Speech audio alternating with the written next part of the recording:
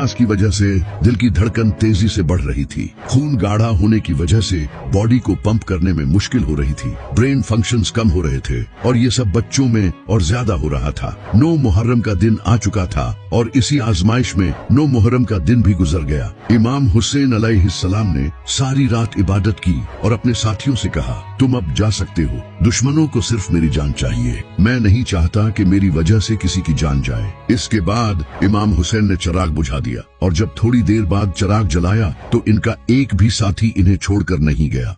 हुर बिन यजीद को जब ये पता चला कि अमर बिन साद इमाम हुसैन के खिलाफ जंग करेगा तो उन्होंने इमाम हुसैन की फौज ज्वाइन कर ली, क्योंकि वो इमाम हुसैन की इज्जत करते थे। इसके बाद 10 मुहर्रम का सूरज चढ़ा। इमाम हुसैन अलैहिस्सलाम यजीद की फौज के सामने आए और कहा, ऐ लोगों, गौर करो कि मैं कौन हूँ। क्या मैं तुम्हारे नबी का बेटा नहीं हूँ? क्या तुम मुझे सिर्फ इसलिए कत्ल करना चाहते हो कि मैंने यजीद की बैत करने से इनकार कर दिया? लेकिन दुश्मन खामोश रहे तो इमाम हुसैन ने अपनी फौज को तैयार किया और 3 हिस्सों में डिवाइड किया। एक हिस्सा राइट में था, एक लेफ्ट में और एक हिस्सा सेंटर में था, जिसे हजरत अब्बास लीड कर रहे थे, जबकि यजीद की आर्मी इनके चारों तरफ थी।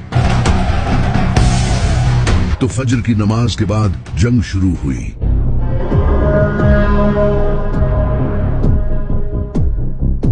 इमाम हुसैन अलैहिस्सलाम के कई साथी एक एक करके शहीद होते रहे। जब इमाम हुसैन के साथी शहीद हो गए तो इमाम हुसैन अलैहिस्सलाम के खूबसूरत बेटे जनाबे अली अकबर, जो कि नबी सल्लल्लाहु अलैहि वसल्लम के हम शक्ल थे, वो मैदान में आए और पुकारने लगे, मैं हूँ अली, अली के बेटे हुसैन का बेटा। हम नबी के घर वाले हैं और अल्लाह की कसम हम कभी भी बातिल के सामने नहीं झुकेंगे। जब यजीद की फौज ने जनाबे अली अकबर के चेहरे को देखा तो वो खामोश हो गए। कुछ ने तो नजरें नीची कर ली और कुछ ने अपने चेहरे फेर लिए, क्योंकि जनाबे अली अकबर नबी सल्लल्लाहु अलैहि वसल्लम के हम शक्ल थे। ऐसा लग रहा था जैसे नबी सल्लल्लाहु अलैहि वसल्लम ही मैदान में आ गए हों। इसके बाद वो आगे बढ़े और एक के बाद एक दुश्मन को मारते गए, लेकिन दूर से किसी ने इनके सीने में नेजा मारा,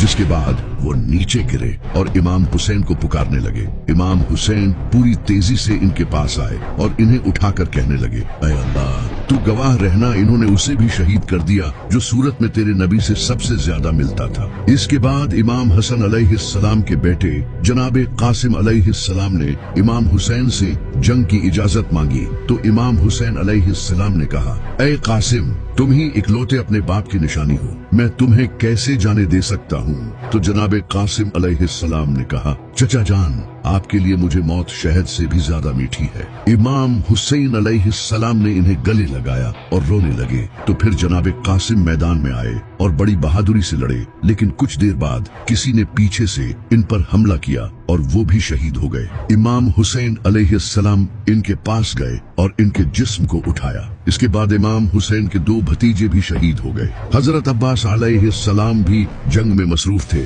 जब उन्हें बच्चों के रोने की आवाज आई तो उन्होंने इमाम हुसैन अलैहिस्सलाम से पानी लाने की इजाजत मांगी। इमाम हुसैन ने उन्हें इजाजत दे दी। इसके बाद हजरत अब्बास अलैहिस्सलाम अपने घोड़े पर सवार हुए और यजीद की आर्मी को चीरते हुए फुरात की तरफ बढ़े। वो रास्ते में आने वाले हर एक को खत्म करते गए और दरिया पर पहुंच गए। वहां पहुंचकर उन्होंने पीने के लिए अपने हाथों में कुछ पानी लिया, लेकिन जैसे ही उन्हें याद आया कि इनका खाना